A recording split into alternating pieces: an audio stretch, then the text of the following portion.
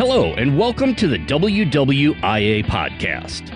We're honored to have you join us in our mission to bring honor, connection, and healing to America's combat-wounded Purple Heart heroes.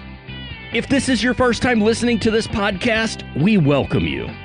If you're a returning listener, thanks for coming back. Please be sure to tell others about our podcast and leave us a review if you're enjoying what you're hearing. On our latest episode, WWIA founder and CEO John McDaniel is honored to welcome a highly accomplished and well-recognized outdoorsman to the program, Mr. Alan Probst.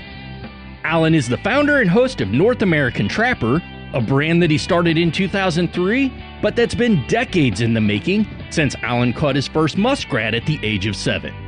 Growing up in a family of hunters, trappers, and outdoorsmen, the zest for the outdoors and nature was instilled at a very young age and still burns strong today. After a 10-year professional baseball career, Alan moved back to Pennsylvania to start the brand with a concept that more teaching and instruction regarding the art of trapping was needed. The goal of North American Trapper has always been to show the very best responsible, environmental, and ecological trapping methods, educating landowners, farmers, ranchers, and hunters alike to the viability of trapping and predation control to their own specific needs. That's still their mission today, as North American Trapper has become the recognized leader in the industry for quality trapping content. Alan and the North American Trapper brand have produced over 40 instructional DVDs on trapping and outdoors-related topics. Alan's a sought-after speaker, mentor, and has also done extensive work at the local, regional, and national television broadcast level, having produced over 500 aired television episodes that include Walker's Game Ear SOS, Wild Pennsylvania, Wild Sportsman, and F&T's Freedom Outdoors, including his own North American Trapper series airing on the Sportsman Channel. You can learn more about Alan as well as find a plethora of resources and products to assist you at his website, NorthAmericanTrapper.com. We're excited to share Alan's wealth of knowledge and experiences with you, so without further delay, let's listen in on the conversation with John and Alan now.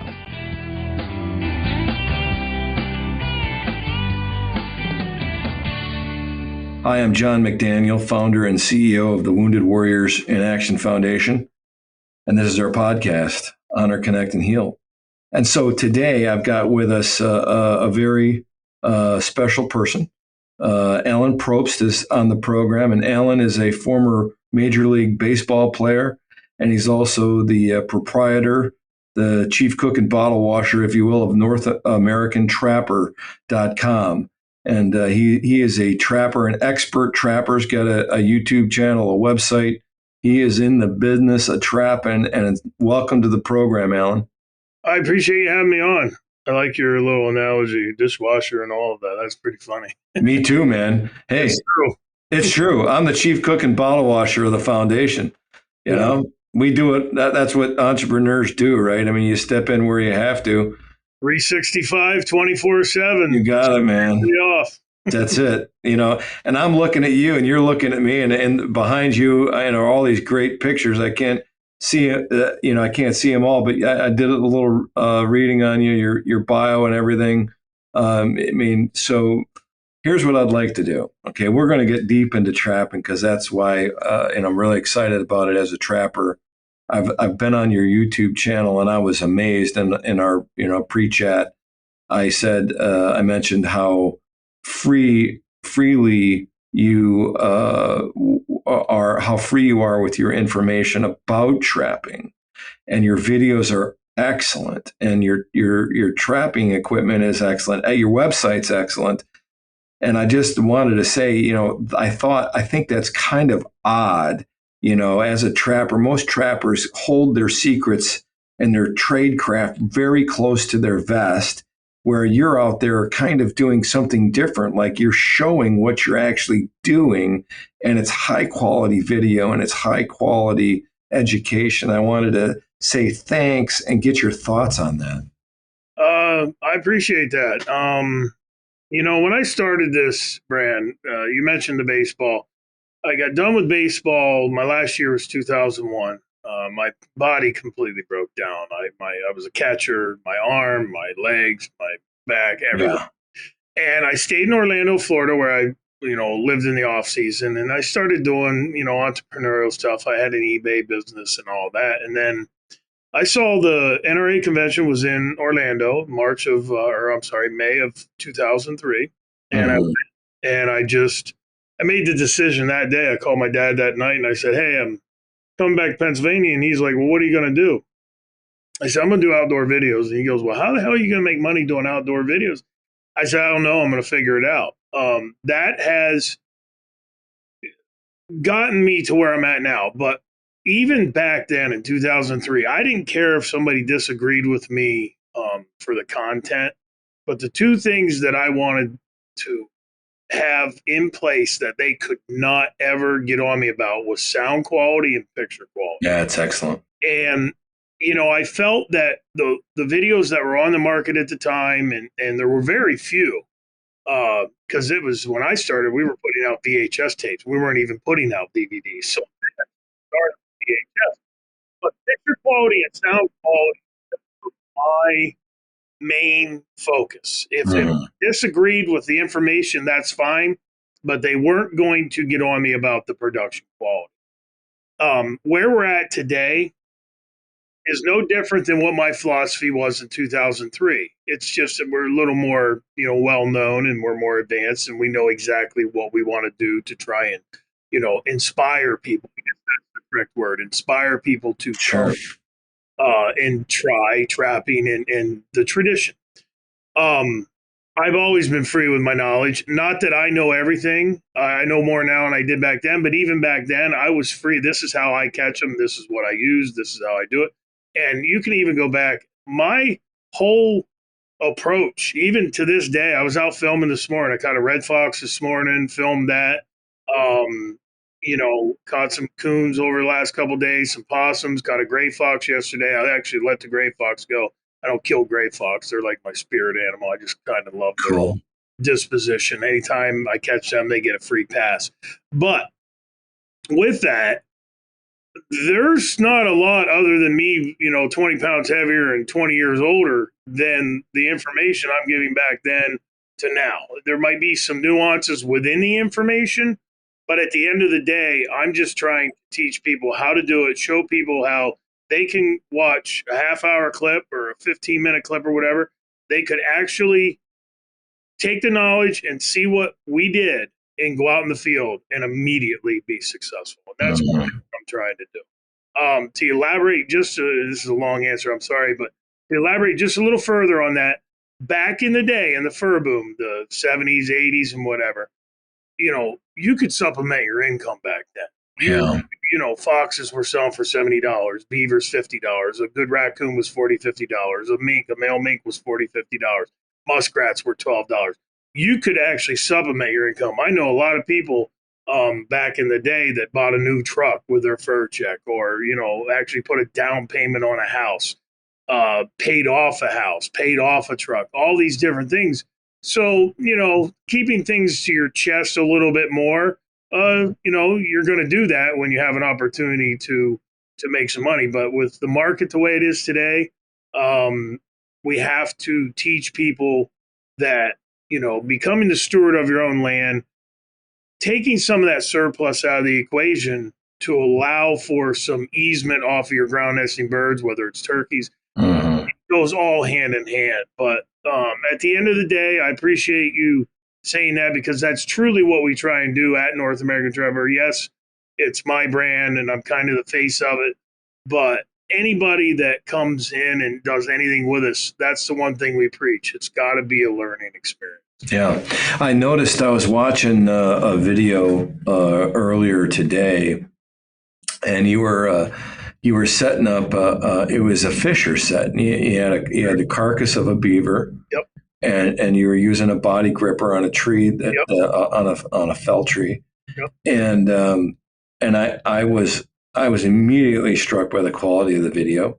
And whoever your cameraman is, or was for that particular video, I was like, wow, this guy knows what he's doing. So I assume that I'm guessing, but please tell us, do you have guests on there too, guest trappers, and you're a trapper yourself, it's your company, but do you invite guest trappers on, and that way you get the interaction between you and another trapper? Is that what some of your programming? More often than not, my father was my main guest. He passed away a little over a year ago. So,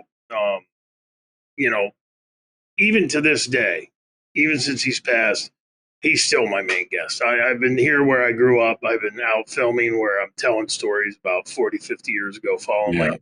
And, so he's still an integral part of this brand. Yeah. The what you're referring to is I was just in the Adirondacks. You're probably watching one of my most recent. I did watch that one. I was with Eddie Dakin, who was the trapping partner of Johnny Thorpe, who I went and became friends with over a 10-year period and filmed 13 different DVDs for him, instructional DVDs. And he's a National Trappers Hall of Fame inductee. He's a member of the Hall of Fame, and he was, a big part of, my 10 years when I first started. Now, with that, I actually just had the opportunity to purchase his lure line from a guy out of Michigan, which I did. So I'm now making Johnny Thorpe's lures because it's synonymous with my brand and the relationship I have with him. This year, most of the filming I'm doing myself. That was Eddie holding the camera. Now, I don't want to get all crazy here, but when I first started filming back in 2003, I researched cameras and I got the shoulder hand, all those different things, the Canon XL1S. That's what And now we're doing most of the filming on a GoPro, and it's better quality. You just put it in your pocket. The technology has really created an opportunity for us to do things much more efficiently and not have to lug all that equipment around. A friend of mine, Cuz Strickland, we have stories, and he's got stories when he started with Mossy Oaken back in the day in the 80s. He was carrying around one of those beta cams, which with the equipment and the battery pack and everything else was like 60 pounds. Yeah. You can imagine lugging that up a mountainside. But the stuff that we're doing this fall, I'm going to do most of it myself. I was with Eddie up there in the Adirondacks, and I do have a collaboration set up in Kansas with a couple YouTube guys, Trapper Jay out of Missouri and Iowa border, and then another guy out of Illinois, Coop Miller. So more often than not, I'm doing things on my own. I have had cameramen in the past, but with the advent of being able to actually, we're doing most of them. Grab it right here. We're doing most of our filming on that. That's crazy. It's I got the screen there, and I hold the camera like this. Describe what that is, Alan. This is the GoPro Model 10. There's a couple newer ones out. They might be on Model 12 by now, but it's takes about the size of a cigarette carton. Yeah, that's what we're doing, and that's the quality of video that we're getting that you see on YouTube. The sound, the picture. The only thing you have to worry about is if the wind's really blowing, that wind will, because you don't have a microphone where you can put a dead cat on it or something like that. But that's what we're doing our filming with now.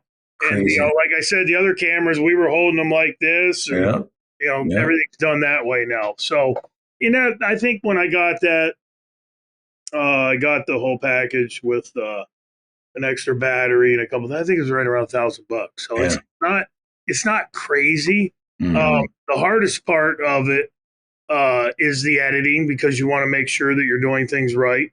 And I've been doing it 20 years. So if I'm talking and I'm doing a segment where, hey, we're here on this, riverbank, and there's some trails down here in the water, and I'm going to put my set here, and I'll film my whole segment, and then I'll remember those key points that I talked about, and I'll go down and I'll film the trail by the water. I'll film a side shot of the river. I'll film where there's maybe a pile of scat that I talked about. And then when I'm editing, I can just overlay those little clips. So you're doing the chopping too. You're doing the cutting. Everything. Wow, I know, dude. Yeah. When we said, chief cook and bottle wash, I had a I laugh. am definitely chief cook and bottle wash. Me too, man. I And mean, then I'm the dryer. I get to put them in the dryer too. yeah, wow. We've done some. The foundation's done some work with some very professional cameramen and production people and all of this over the 18 years. But the way it started was exactly what you just described. And I wouldn't even want to go on there and look at some of my work from 18 years ago, but it was all like that. It was me researching cameras, me buying cameras, me experimenting. I'm the guy with the camera in my hand. And then the thing I found most frustrating, to be honest with you, was the editing. Because the software back then was horrible. Maybe it's better today.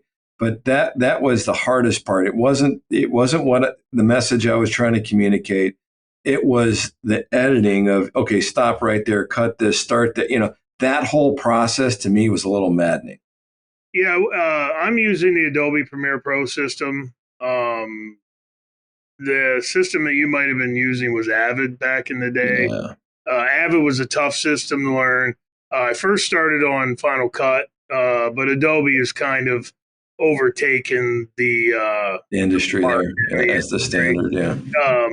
Final Cut was probably the leader back in the early 2000s, but Adobe is kind of come along with the times a little bit more than they have. So I'm using the Adobe Premiere Pro, and the Adobe system actually works good because if I need to manipulate the sound, I can go take it into Audition. If I need to manipulate a picture, I can take it into Photoshop. If I need to manipulate or create something graphic-wise, I can go into Illustrator. So Adobe's got all those different programs, and I'm self-taught. I went to school. I went to Mansfield University. I took biochemistry with a concentration in fishery science, and this is 1991, 92. I got drafted in 92, so it was either 91 or 92. I was taking a comp class, English class, and the part of the process with your paper, it had to be typed out, but not on a typewriter. It had to be done on a computer. And I remember paying, and $50 was a lot of money back in the early 90s. Yeah. In college, when you can go down to the bar and get a pitcher of beer and a dozen wings for $3. Right. So I paid this guy $50 to type this paper out, because I didn't even know how to turn the damn computer on. And, by the early 2000s, I was, making my living because of the computer with the eBay business. So it's kind of full circle. Cool. I wanted to ask you on the topic of trapping, like you're in Pennsylvania, right? So you got all the critters in the world minus probably wolves, which we have up at Camp Hack. And I do want to talk about wolves in a little bit. But of all the fur bearers that are out there, what's your favorite species to target, if there is one? I love, and I think this is a direct correlation to my father. He loved beaver trapping. And to this day, beaver are not hard to catch. No, they're easy. If you have open water, they're coming to the scent mound. Yeah. You can find the channels. You put a 330 body gripper in there. They are one of the easiest animals. Yeah. Right. I still love catching those beaver. I just caught one in the Adirondacks on a dam breast, and I still just love going in there and seeing that. I also love when I see a bobcat in my trap. Okay. Half the time, more than half the time, I have to let them go because I'm either catching them out of season or I'm catching them where I don't have a tag in Illinois or whatever. I'm able to keep a bobcat when I catch them in Kansas and Mississippi and places, but Pennsylvania here, I got one tag, and the season only runs from late December or whatever into a little bit of January. So any bobcats I would catch at this point in time, I got to let go. But beaver, and they're, taking it even one step down, there's nothing better than going in and seeing a muskrat back sticking out of the water from a 110 in a muskrat colony. And it's just, it's fun. It's as I've gotten older, I really like to, and it doesn't matter if they're a kid or an adult, the reaction of that person catching their first animal is absolutely priceless. Yeah. I get a lot of emails from people, and this definitely gives me fuel and fire to really keep going with what we're doing.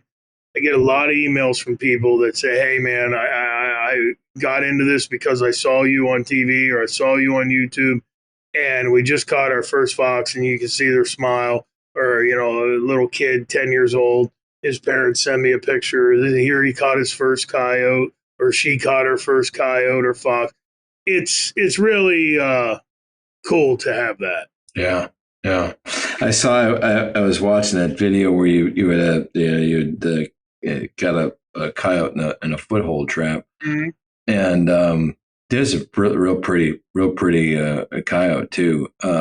That one animal is there to get a coyote. You got to be a pretty good trapper. You know, I mean, that's not the easiest thing. I want to hear your thoughts because I think they're harder to get in a trap than a wolf is, in my personal opinion. But I want to hear your thoughts on coyote trapping specifically because, you know, the art of the foothold trap. I'm fascinated by that. I always have been fascinated by that, the set itself, because it seems like every day you're out there, especially in the North Woods of Wisconsin, is a different day. You know, the environment is changing all the time. And you know, I just would love to hear your thoughts, if you don't mind, sharing just some of your thoughts on foothold trapping coyotes. Boy, there's a lot. That's an interesting question because there's a lot of different philosophies on this. My philosophy is, I really take it down to a simplistic idea. That's an animal, and you're a human. Anybody can catch a coyote.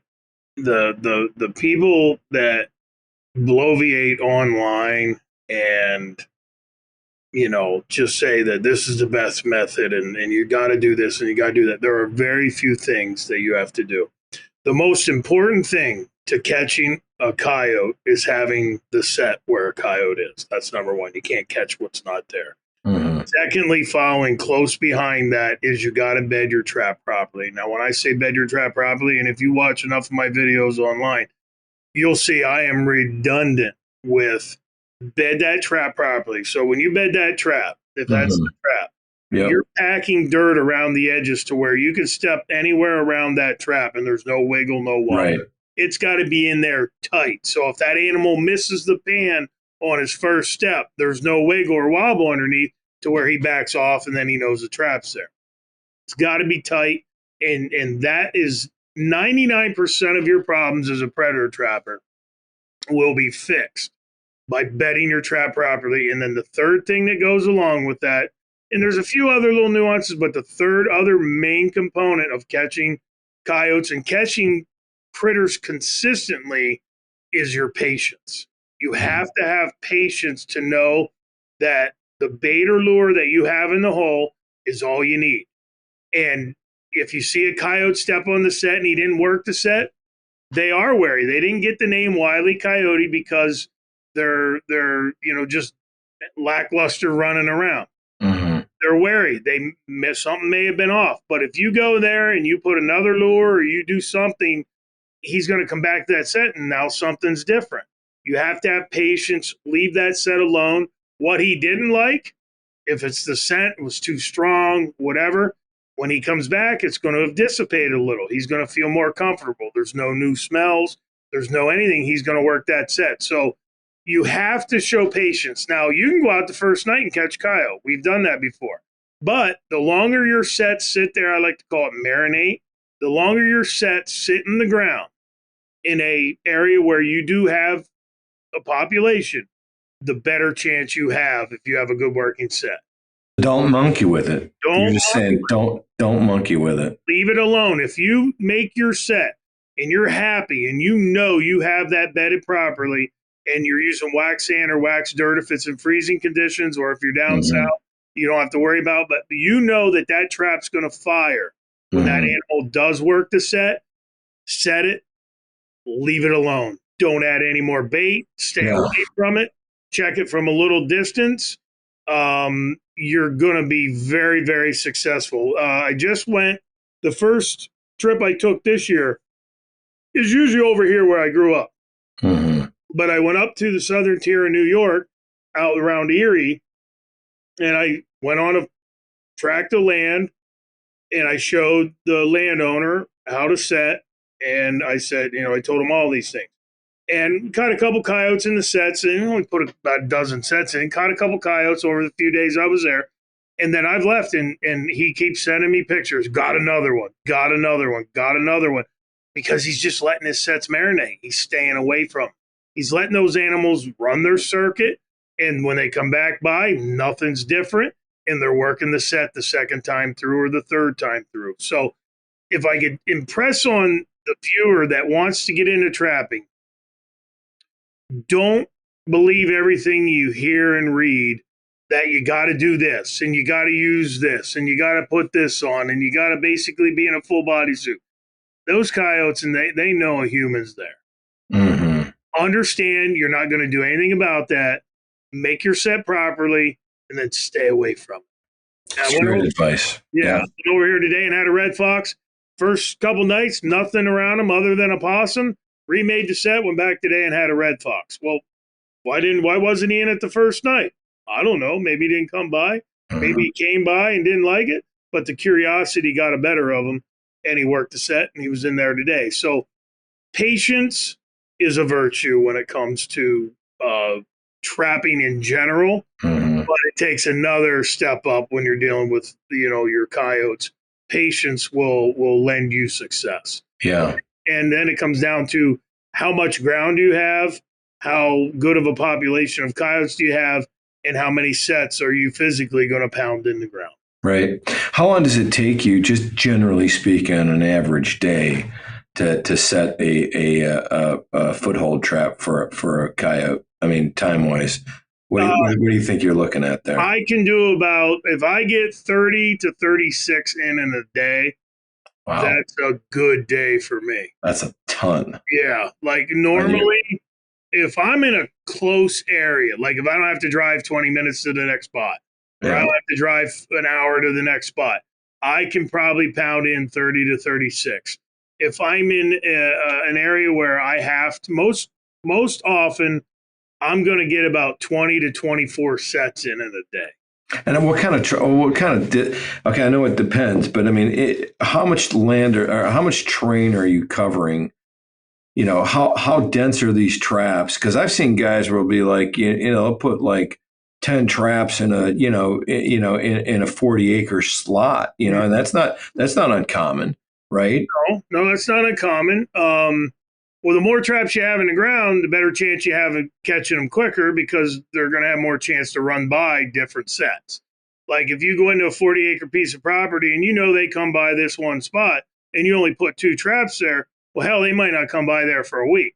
But if you hit all 4 corners of that and then in the middle, anytime they come to that 40 acres, you're probably going to catch their sense of smell at least once from one of your sets. So you have a better chance. Yeah. Normally here in Pennsylvania, or anywhere, whether it's Illinois or whatever, if I'm trapping canines, and I mean canines specifically, coyotes. Yeah. I'm trapping coyotes. I'm only going to set within 5 to 7 miles. That's usually, I'm going to give myself, I'm not going to set a farm here and then quarter mile down the road, go and set another farm. Me personally, I feel you're wasting your time there because those coyotes in that area are going to run all of that territory. I want to move 5 to 7 miles in between most of my sets. You can put as many sets as you want in an area. Like for raccoons, which you have more populations of, and if you have a good food source and you got water and you got cover, there's some of those game cameras out in Kansas have 20, 30 raccoons on them in there eating the deer feed. Well, if you go in there and put 2 traps, you might as well not even go in and put 2 traps because you're wasting your time. You're going to be going back over and over and over and have 1 or 2 coons, 1 or 2 coons, 1 or 2 coons. You go in there like that, you want to gang up. You want to put 8, you want to put 10, you want to put 12, so you catch the majority of them quick.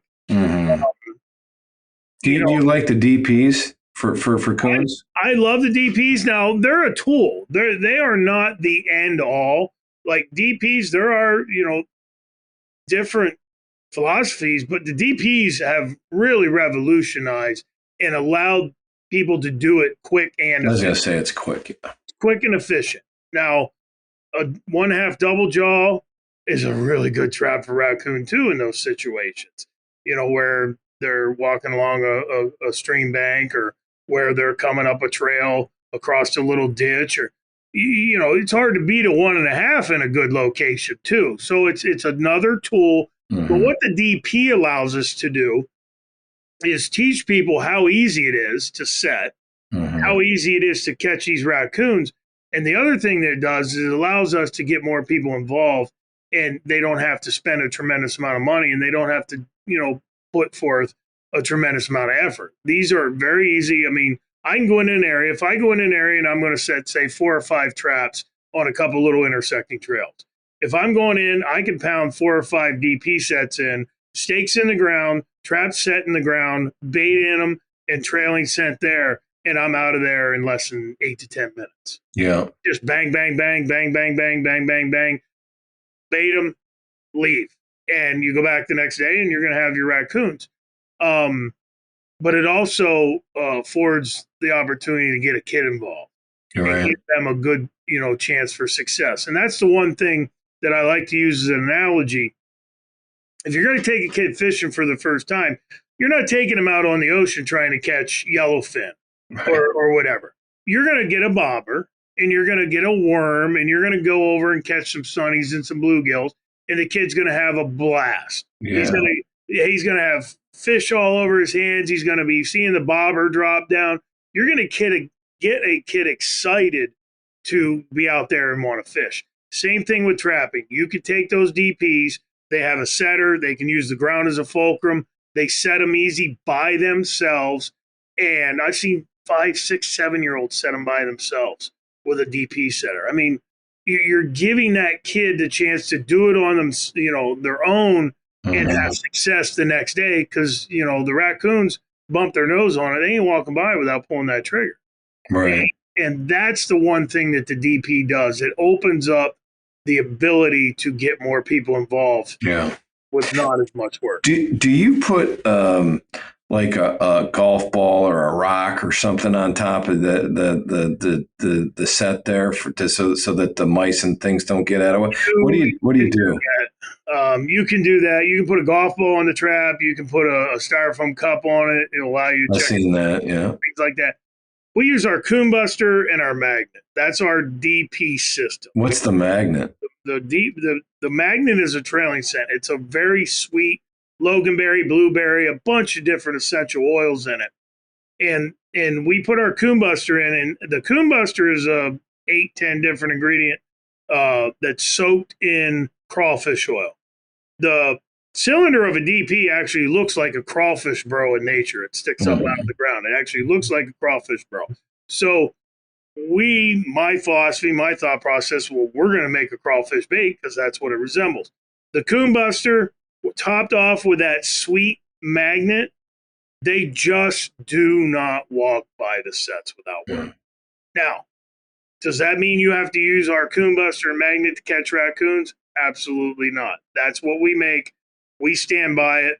We know it's going to work for you if you're going to want to buy a bait that's manufactured. Now, you can also use cat food. You can also use dog food. You can use pretty much anything, marshmallows. You can use anything to catch raccoons, and they will catch raccoons. But moving forward, when I'm doing this, I don't want to waste time putting golf balls, styrofoam cups, things like that.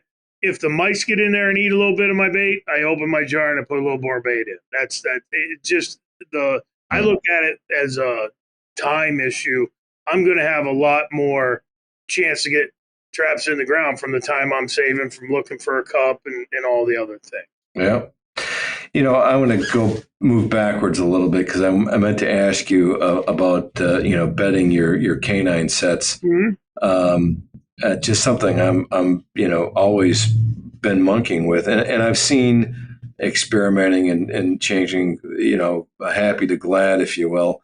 But I imagine at your stage of as a mature trapper, an experienced trapper, you've got a an SOP or a standard.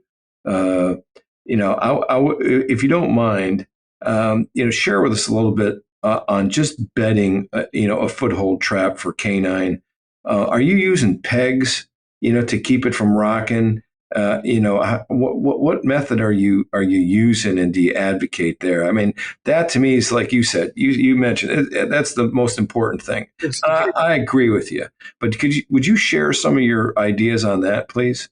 Yeah, I use a spade now where I basically go and make 4 little insertions, then I pop that chunk of dirt out. I basically am making it just smaller than the size of my trap when it's set. That way it kind of jams in there. Mm-hmm. And I don't have to pack around it and spend so much time packing it. So I'm trying to, as you get older, as you said, you start to learn things, and that's what I've done. I think the best dirt to pack a set in is the natural dirt.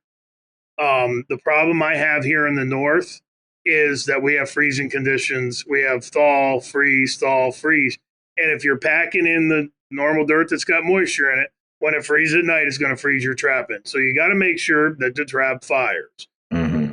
That is determined by the weather here in the north. Down south, use the natural dirt, pack it in, pack around those jaws. I really like the 550 Pro series. They have those cast jaws, which have a little thicker jaw on the side when they're open and set. Packing that dirt in there is real easy.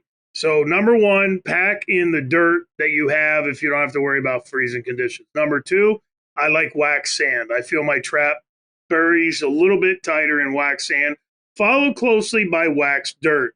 And then on down the line, you could use peat moss, buckwheat hulls, all those different things that are going to keep your set from freezing and firing.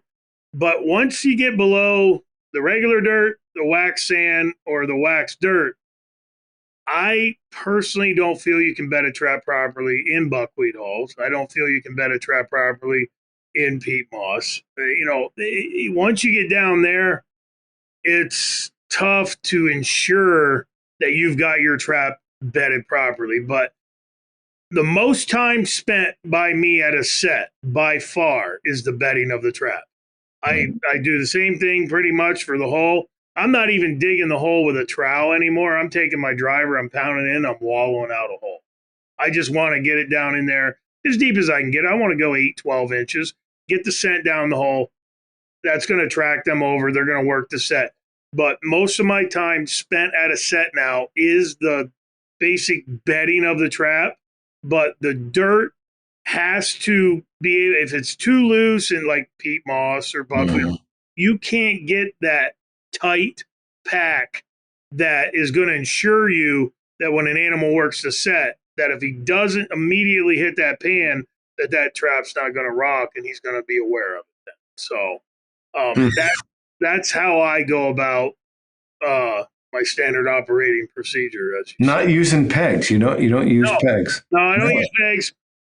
I bed in around them jaws, pack it in tight, and you can use pegs. There's been I've seen people use nails up through the bottom. Yeah. I don't that's one more thing that I don't feel I need. Yeah. And I don't have any problem catching animals doing it the way I do it. Right. I use pan covers. I wish I was the guy that invented pan covers, but my philosophy is you're sifting dirt directly over it. There's no way there's dirt getting packed in under the pan. And the way I said, I just take the dirt over. Yeah, there's some dirt and sand that's going in under it, but not enough to keep the pan from depressing. So I don't use pan covers. I don't wax my traps. I keep my traps clean. I boil them in logwood dye, but I don't wax. I think it's another added procedure that I don't use and I don't think it's necessary. Now, do I begrudge somebody that uses pan covers? Do I begrudge somebody that waxes their traps? Do I begrudge somebody that does something different than me? Absolutely not. Yeah. Anybody can do anything they want to do, and that's what's great about America in general, and for getting to what you guys are all about. The freedoms and the people that have protected our freedoms. That's what America's about. We have our choices, and I'm for anybody. I don't care how they do it as long as they're out there doing it. Right. And I was on your website, just checking out some of your truck, I was like, wow, you get some good kit, man. What's your, for foothold? I saw some Duke on there, but do you, is that your go-to, or do you have other, I know you got to probably be careful. I don't know your whole product line there, but what's your, what's your go-to, your favorite trap out there for canines? It's if I'm in, well, it's kind of changed a little bit here recently. I've been using the Duke 550 for the last 3 or 4 years completely. I love it. I love their Pro Series, as I said earlier. Cast jaws, you can pack them in there, and they are in there tight. They just added another trap to their arsenal, which is the Duke 450. In the Pro Series. And I'm using that exclusively now in Pennsylvania because we have fox, coyote, and bobcat. The 450 is a little smaller version of the 550, and then the 550 is a smaller version of, they also offer a 650. You mentioned wolves. They offer an 850 for wolves. I saw that. When I was in Montana, I trapped wolves about 4 years ago. I put the first Duke 850, the prototype, in the ground for wolves when I was in Montana. I was with Paul Anzac, who's on Mountain Man now. He's one of the guys that they follow for the TV show Mountain Men. I was with him, and he caught 4 when I was there. The wolves I had 8 sets in ground. They just did not go by my sets. But he caught 4 there. But they have the 850, then the 650 for the Western guys that like a bigger trap. 650 to me, it's a great trap. I don't use it. It's illegal in Pennsylvania because it's got too big of a jaw spread. So I've used the 550 exclusively. And now here in Pennsylvania, I'm using the 450 this year. And as I said, I let that gray fox go yesterday, and his foot damage, there's no damage. And that's one of the good things about these traps now. If you do catch an animal that you don't want, or a bobcat that you have to let go, or a fox that you want to let go, or whatever, they're not maimed up, and that's a credit to the industry. There are a lot of other good traps out there. Duke's not the only brand, but Duke has been a big supporter of mine for 20 years, since day one, and that's what I use. And I don't do that because they're a supporter of mine. I do that because they're a fantastic trap. Right. And that in and of itself is what goes in the ground. So when I go to Kansas and Illinois, though, I won't put the 450s in there. I'll be using the 550s, which will give me an extra inch of pattern to get them to step their foot in. But you bed your trap properly, that 450 or 550 or 650, no matter which one you want to use, is going to work for you in every one of the canine situations or feline with bobcat that you run into. Today, these traps, you say the Pro Series, used to have to, and I still monkey, a little bit with it from time to time, the trigger and the travel on the pan and all that. But is the Pro Series exact? Like I know some of the more modern technologies where that trigger and the travel on the pan is just absolutely exact. They have what's called a night latch that actually, when you pull that pan down, it clicks. Yes. Flat into place. It's taken all of the guesswork. That's what how far you can take the pan down, because the 450, the 550, the 650, and the 850 all have that night latch where you just pulling down and then click. And it's right. A little notch. And then when that notch is broke, the trap fires. Yeah. And it's really, I'm telling you, man, game changer. Really simplified it. I remember years ago using the 1 3/4, the number 2 or whatever. I'm pulling it down, trying to get it level. And I know. Dude, I caught my finger in one. Oh, I catch more than once, man. It's not. I lashed into my finger a couple days ago. Yeah. It snapped me just one finger. And I happened to be with a guy. It was actually a week or so ago. I was out in Western New York, and the guy's like, "Oh, Alan, you got your finger." Yeah, I know. I'm sitting here holding my thumb right now because it's actually, I don't know, it's the one I caught in the trap, and I'm just sitting here holding it because I know what it feels like. Yeah. Yeah, it's It wakes just, you up. Let me put it to you. It wakes you up. they wake you up a little bit, right? Anyway, I love it. Listen, it's been an absolute pleasure. Thank you for your time. I really enjoyed our chat. We got a little bit of time left here, but I'd like to, and I just wanted to, give you an opportunity to tell us about your website. Tell us about, how folks, can get a hold of you. And just the anything you want to share with us before we close out here. And I want to thank you again for being such a great guest. Well, I appreciate you having me on. I think you guys are doing, a lot better things than I'm doing. I'm showing people how to trap. You're doing things that are helping, the people that give us the opportunity to do what I do. So, more of a credit to you when it comes to, your WWIA, and I commend you on that and how you're taking that. As far as the trapping stuff, as I said, there's a lot of different methods. There's a lot of different ways. There's a lot of different ways you can skin a cat. We offer packages for the beginner. We offer the tools that are needed. We have a full line of baits and lures, and everything that we have is at NorthAmericanTrapper.com. Same with our, YouTube, Facebook, Instagram. If you search North American Trapper, you're going to see that logo right there. You just click it, and that's going to be us. We run a lot of specials. We probably run more specials than anybody in the industry because we want people to get involved and we want people to have success. And we're always open. You talked about I can't remember your whole analogy, but the dishwasher. I'm going to say chief cook and bottle washer. I do everything. I answer my own emails. Now, it may take me a day or so to get back to you because I might be out in the field. Right. But I'm answering my own emails. I want people to have success, and there's nothing better. And I get a lot of these emails, and there's nothing better to me than getting an email and people telling me, thank you for helping me out. I got my kid out there. I remember trapping with my grandfather. I want to get back into it. And what can I do? And, I get them set up and I help them be successful. And that's truly what the vision of my brand has been since day one. So if somebody wants us, they can reach us at NorthAmericanTrapper.com.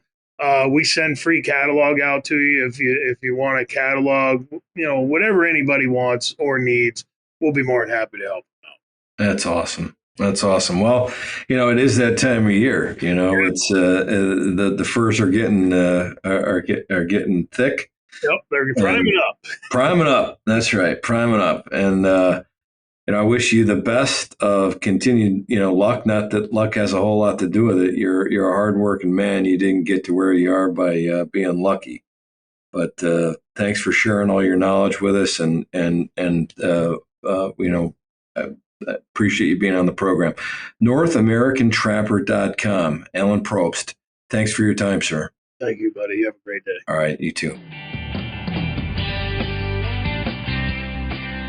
Thank you for listening to the WWIA podcast.